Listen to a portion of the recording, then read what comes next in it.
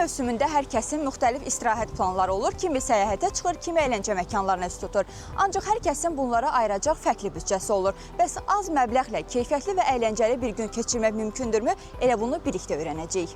Bir çoxları tətil planlarını büdcəsinə uyğun qurmağa çalışır. Əslində isə düzgün planlaşdırma ilə kiçik büdcə də maraqlı istirahət üçün kifayət eləyə bilər. Teatr olur, endirimlərdən yararlanıram. Ailə ilə çıxıramsa, uşaqlarla, valideynlərimlə, belə deyək, çıxıramsa 100-150 manat civarında xərcləyərəm.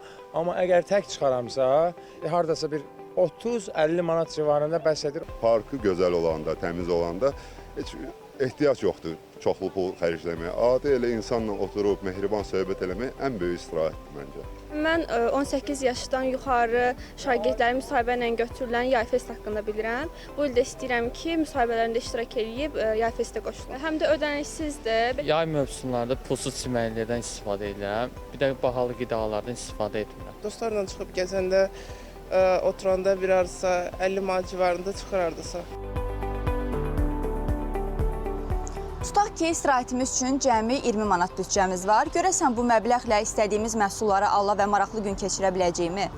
Market tətbiqinə daxil olub, həmin büdcəyə uyğun alış-veriş səbəti hazırladıq. Su, meyvə, kiçik qəlyanaltılar. Gördüyünüz kimi alış-veriş edərkən qiymətləri müqayisə etmək və əvvəlcədən siyahı hazırlamaq artıq xərclərin qarşısını almağa kömək eləyir.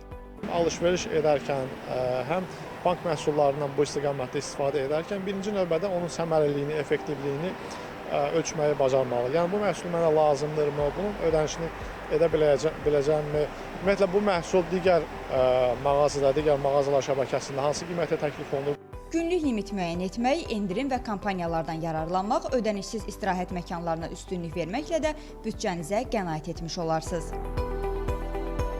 Jalə Gözalova, Zahir Həşimov, Sabir Şəhvələdov, Teli Səhər.